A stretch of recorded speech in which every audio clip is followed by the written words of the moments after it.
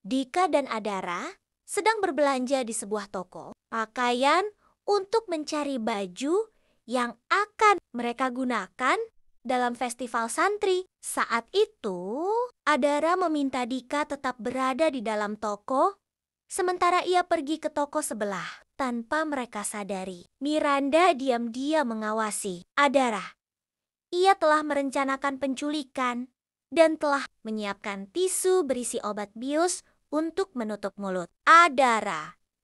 Namun, seekor burung melihat rencana jahat Miranda dan berusaha memperingatkan Adara untuk mengelabui Adara. Miranda pura-pura jatuh kesakitan di depan toko. Adara yang merasa kasihan segera menolongnya tanpa menyadari bahwa wanita tua itu adalah Miranda. Burung tersebut terus berusaha mengingatkan Adara agar tidak mendekati Miranda karena Miranda menyembunyikan sapu tangan yang bisa membuatnya pingsan. Burung itu kemudian mengganggu Miranda hingga jilbab yang dikenakannya terlepas. Adara terkejut saat menyadari bahwa wanita di hadapannya adalah Miranda. Ia meminta Miranda menyerahkan diri, tetapi Miranda justru melarikan diri. Adara langsung mengejarnya. Sementara itu, Abi Fajar tengah mencari Adara. Ia secara tidak sengaja melihat Adara yang sedang mengejar Miranda dengan sekuat tenaga. Adara akhirnya berhasil menangkap Miranda dan meminta wanita itu mempertanggungjawabkan perbuatannya. Namun, Miranda justru marah dan menuduh Adara telah bersikap kasar terhadapnya. Abi Fajar yang melihat situasi tersebut mulai mencurigai niat Miranda. Saat itu, Miranda hampir mengungkapkan kebenaran bahwa ia adalah ibu kandung Adara. Namun, sebelum ia sempat bicara, Abi Fajar menggagalkan rencana tersebut. Miranda yang panik mencoba kabur. Adara berusaha menahannya.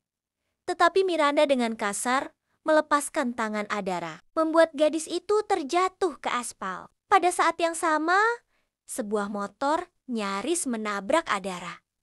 Untungnya, Abi Fajar sigap menarik Adara sehingga ia selamat. Dika yang juga sedang mencari Adara akhirnya menemukan gadis itu bersama Abi Fajar. Abi Fajar pun menjelaskan kepada Dika bahwa Miranda berusaha mencelakai Adara dan meminta Dika untuk merawat luka Adara, sementara ia akan mengejar Miranda. Di tempat lain, Gibran sedang berlatih bernyanyi bersama Stefan. Zidan, Ucup, dan Rizky datang menghampiri mereka dan menggoda Gibran serta Stefan dengan mengatakan bahwa mereka adalah pasangan yang serasi. Mereka bahkan menawarkan diri menjadi manajer Gibran dan Stefan, yakin bahwa keduanya bisa memberikan penampilan terbaik di pesantren. Sementara itu, Dika mengobati luka Adara. Adara merasa sedih, tidak menyangka bahwa Miranda begitu tega mencelakainya. Di sisi lain, Zidan, Ucup, dan Rizky mencari pakaian yang cocok untuk penampilan Gibran dan Stefan. Tiba-tiba, seorang pemilik toko menawarkan Gibran sebuah pekerjaan. Ia melihat Gibran dan Stefan sebagai pasangan yang cocok dan meminta mereka mengenakan pakaian tunangan untuk promosi. Gibran dan Stefan menerima tawaran tersebut berkat bujukan Zidan, Ucup, dan Rizky. Di tempat lain, Abi Fajar akhirnya berhasil menangkap Miranda. Di hadapan Abi Fajar, Miranda menyesali perbuatannya dan memohon agar tidak dimasukkan ke dalam penjara. Namun, saat Abi Fajar lengah, Miranda menginjak kakinya dan kembali melarikan diri. Abi Fajar kemudian kembali ke Adara dan merawat lukanya.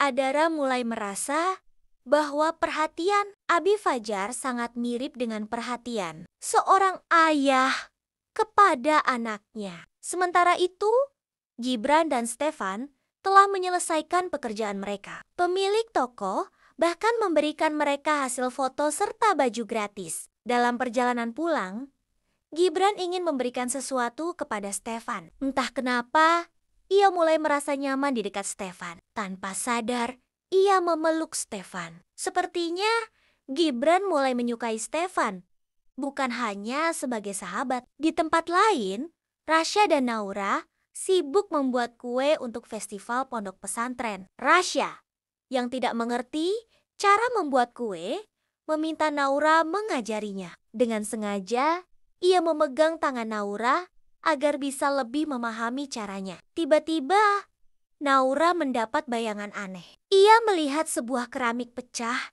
dan merasakan penyesalan yang dalam dari Abi. Fajar. Dalam bayangan itu, Abi Fajar tampak menangis di atas sebuah batu nisan. Namun, Naura tidak tahu siapa yang telah meninggal. Ia pun segera menceritakan semua bayangan tersebut kepada Rasya.